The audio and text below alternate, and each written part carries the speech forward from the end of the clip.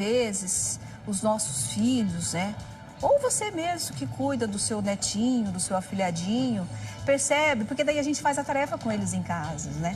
A gente percebe que eles estão enfrentando dificuldades de aprendizado.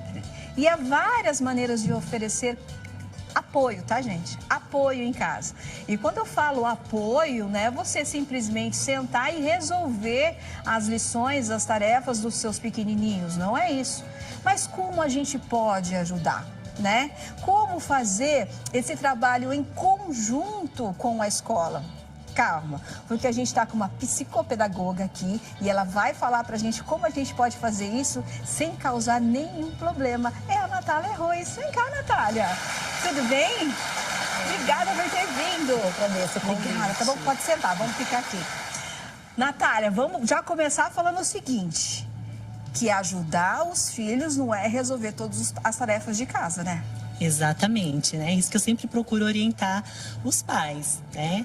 E a gente percebe um certo padrão quando a gente está falando de crianças com dificuldades de aprendizagem. Que geralmente essas crianças, elas não são tão estimuladas como deveriam ser. E aí quando você fala assim, que os pais não devem fazer as atividades pelos seus filhos, não é fazer a tarefa pela criança, é exatamente isso. Quando a gente faz a tarefa pela criança, a gente não está estimulando essa autonomia. Ah, entendi, né? entendi. Então, quando a criança chega de casa, que tem ali as tarefas todos os dias, né, da escola, ao invés do pai pegar a agenda da criança e falar assim, vem cá, vamos fazer a sua tarefa, o que ele pode fazer para estimular essa criança? Filho, qual que é a sua tarefa hoje? Pergunta, deixa a criança pensar, estimular essa memória dele, lembrar o que a professora disse lá na escola, para então eles irem fazer a tarefa, né? E aí, Natália, o pai fez isso, né? Ó, filhinho, filhão, bora lá pegar a sua tarefa que hoje nós vamos fazer junto aí. Eu quero saber o que a tua professora te passou. Mais ou menos isso. Aí a criança começa a conversar com o pai. Quais são as características que o pai deve notar nessa criança que ela não está se desenvolvendo, que ela não está aprendendo? Hoje, com os grupos de WhatsApp, a gente percebe que os pais se comunicam muito mais, colocam, expõem muito mais, né, como que estão no desenvolvimento dos seus filhos. E com isso, os pais acabam, de uma certa maneira, até comparando, né? Opa, o fulaninho tá fazendo isso, o meu filho não está. Não estou dizendo aqui que é pra gente ficar comparando as crianças de maneira nenhuma. Eu já ia perguntar isso aí, se é certo ou errado. Não é pra gente fazer isso, mas é um sinal de alerta, né? Então, olha, a maioria das crianças da sala do meu filho já estão lendo, já estão numa fase assim de compreensão, de leitura, escrevendo. O meu, ele ainda tá um pouquinho atrasado em relação a isso.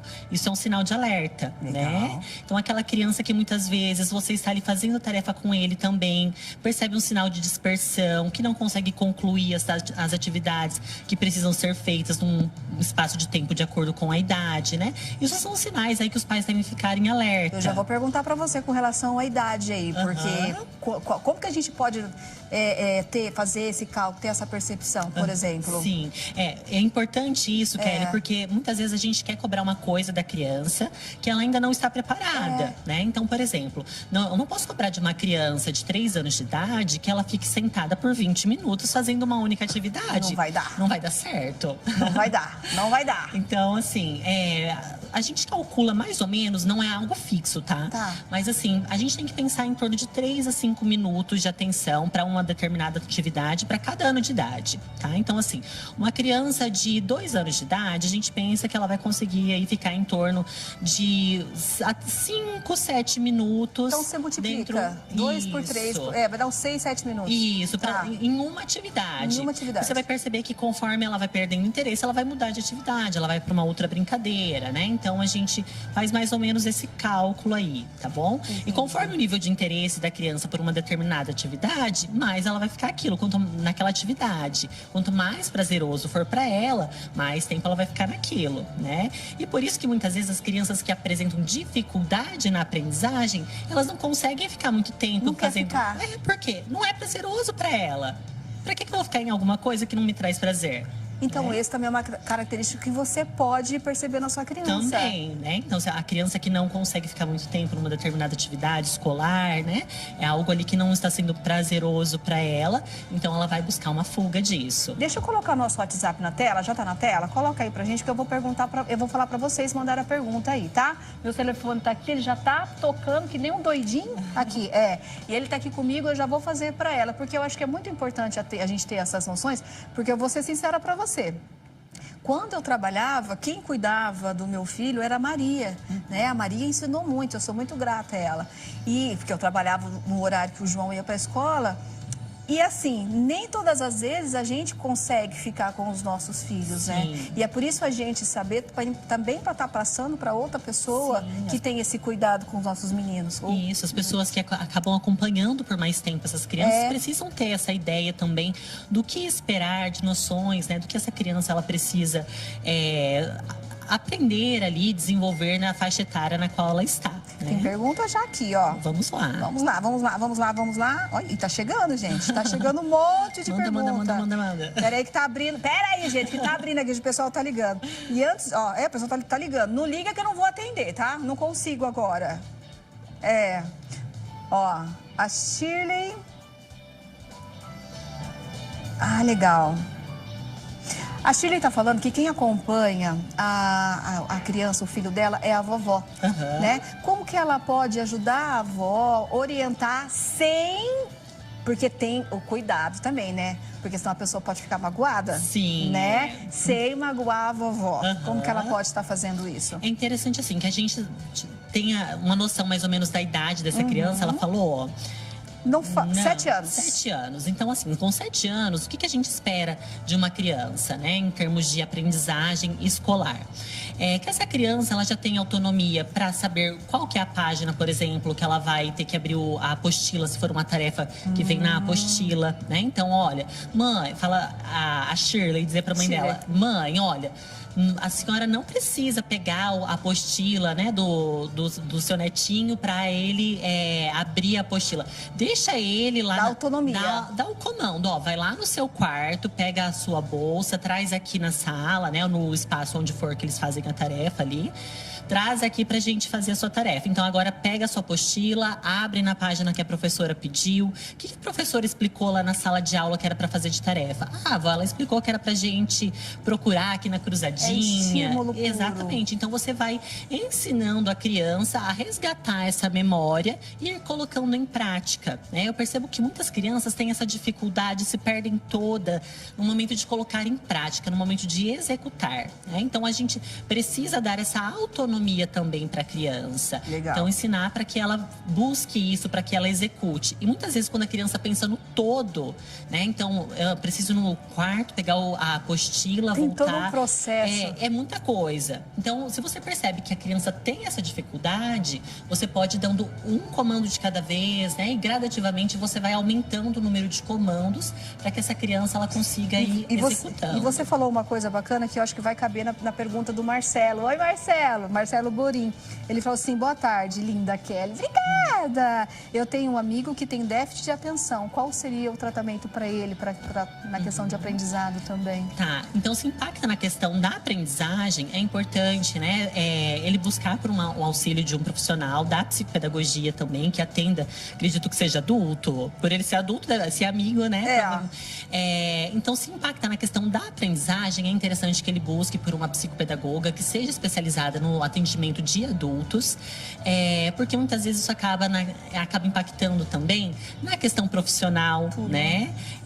Então, assim, se impacta na questão profissional, emocional, também a terapia cognitivo-comportamental com psicólogo é interessante buscar para ter um acompanhamento também, né? Então, se for no caso de aprendizagem, a psicopedagoga. Se for no caso de comportamentos, né? A gente procura aí um psicólogo também.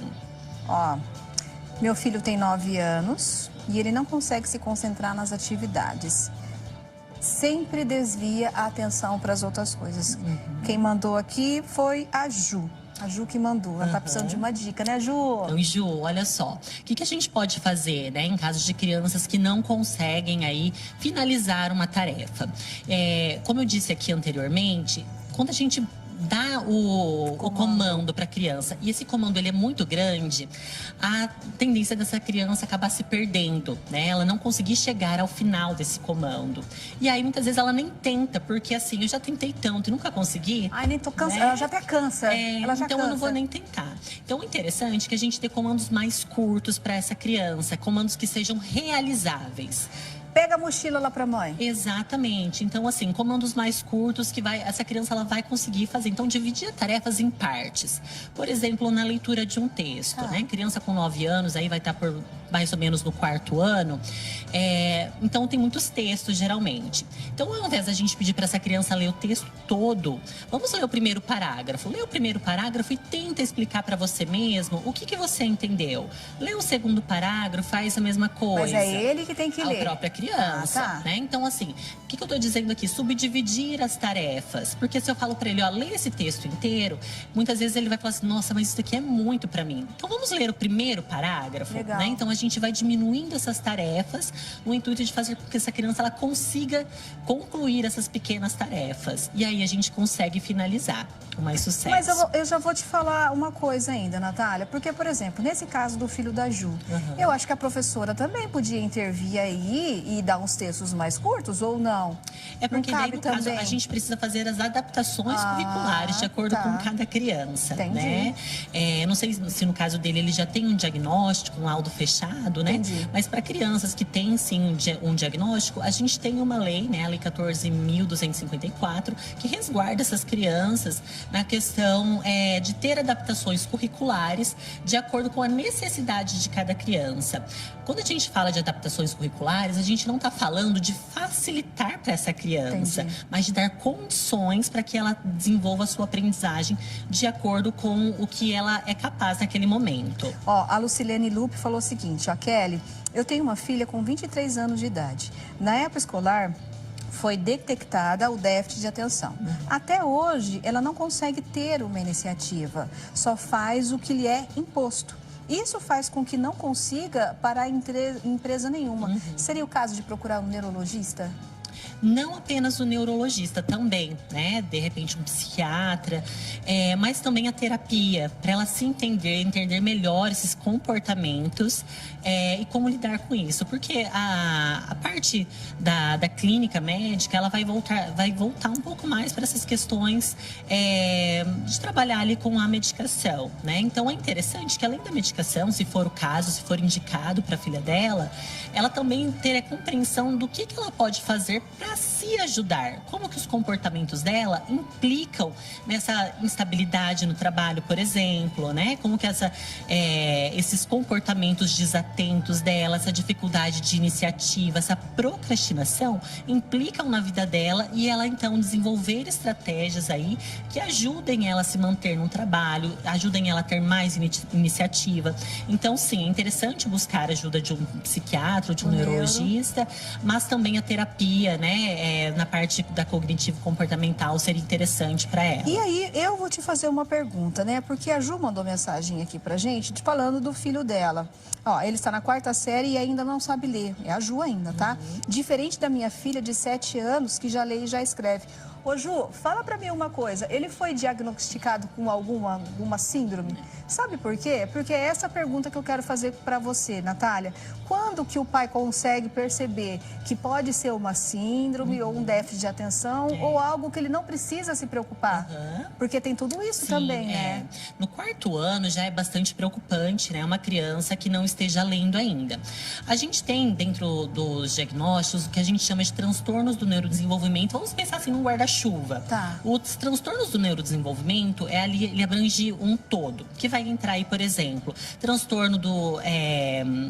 transtornos específicos de aprendizagem, como a dislexia, vai entrar o transtorno do espectro do autismo, o TDAH, o transtorno de linguagem. Então, esse é um guarda-chuva maior e esses são as gotinhas do guarda-chuva, vamos pensar assim, esses outros nomes que eu disse, tá? Quando a gente fala de um transtorno do neurodesenvolvimento, a gente está falando ali de algo que é biológico, tá? Então, é algo que não tem cura, mas tem tratamento. tá? No caso do filho dela, o que a gente pode levantar como hipótese também são lacunas na aprendizagem, que daí seria uma dificuldade de aprendizagem, mas uma criança também que pode ter dislexia, né? Que seria a dificuldade aí na leitura, na escrita, tá? Porque no quarto ano já é algo bem preocupante, ele já deveria ter finalizado esse ciclo de aprendizagem da alfabetização. E o que é? Não vou perguntar, tá, Ju? No caso da Ju, o que ela tem que fazer, então, hoje? Qual que é o passo que ela tem que dar? Olha, o mais indicado nesse momento seria ela buscar por uma avaliação psicopedagógica para a gente entender o que está comprometendo a aprendizagem do filho dela, tá? Então, para a gente identificar. A gente está falando de dislexia? A gente está falando de TDAH? Ou a gente está falando de uma dificuldade de aprendizagem? Tem que saber o que é primeiro. Exatamente, porque quando a gente identifica o que é, a gente consegue tratar a rota, a gente consegue identificar qual vai ser a nossa rota de tratamento, né? Qual vai ser o caminho que a gente vai percorrer para ajudar essa criança. Eu acho o seguinte, eu acho que eu vou falar para a Natália voltar aqui para a gente falar cada um no seu quadrado. Porque é muita coisa, ó, dislexia, TDAH, o autismo. Gente, como que você consegue observar isso numa criança? Então, realmente, a gente precisa de uma avaliação bem minuciosa, né? Então, por isso que às vezes a avaliação, ela não é feita num único dia, né? A gente leva aí em torno algumas sessões, né, para fazer essa avaliação com a criança, justamente para a gente ir buscando essas minúcias e fazer um diagnóstico diferencial, como for o caso. E olha que ela falou aqui, a Ju ainda, tá? Outras atividades fora da escola, ele consegue fazer normal. Quando ele começou a estudar, veio a época do Covid. Em seguida, ele quebrou a perna e ficou 6 meses e perdeu 6 meses de aula. E agora que ele está começando a aprender. Então, olha só. Mesmo com a questão do Covid, é algo lógico para a gente analisar também. Mas outras crianças se desenvolveram, né? Então, assim, a gente precisa analisar. Será que foi uma interferência realmente da metodologia de ensino que estava sendo utilizada naquele momento? Então, a gente vai analisar tudo isso. A metodologia de ensino, como que é o desenvolvimento dessa criança desde a sua gestação, né? Então, a gente vai perguntando isso para a família nesse momento da anamnese também. Como que foram os primeiros anos de vida dessa criança? Como que foi na escola, desde o comecinho até os dias de hoje? Então, a gente traça todo o histórico dessa criança. Bastante coisa. Exatamente, para a gente conseguir identificar do que a gente está falando aqui realmente, para a gente traçar o plano de tratamento da criança. Entendi, vocês viram só, gente? Às vezes a gente não sabe muito bem, porque a gente sabe que tem uma psicopedagoga na escola, mas a gente não sabe o quanto que é a função dela, né? Quanto que ela é importante no papel de aprendizagem do nosso filho. Eu falo assim, muita coisa, o momento ali da sessão com a criança, não se esgota no momento que a gente está com a criança e com a família. Existe muito estudo por trás. Muito. Então, parabéns, viu? A gente precisa trabalhar em cada caso. Eu falo, não é uma receita de bolo, né? Então, cada caso é único e por isso que a gente precisa, assim, se dedicar realmente. Deixa eu falar pro Isaac. O Isaac de Sarandi perguntou sobre o autismo. Isaac, ela tá falando sobre aprendizado de crianças pequenininhas, tá? Autismo a gente vai trazer um outro dia. Sebastiana, eu não consigo ouvir o seu áudio, dona Sebastiana. Tem que escrever, porque se eu ouvir aqui vai atrapalhar tudo, tá? Mas vai mandando aí que depois eu encaminho tudo para a Natália, porque infelizmente nosso tempo com ela acabou. Mas eu já quero que você volta pra gente, tá? Falando sobre o Sorteio Bate-Papo.